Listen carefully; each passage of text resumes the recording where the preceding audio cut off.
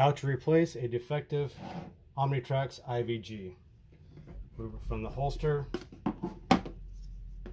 Loosen the 2 screws on the back.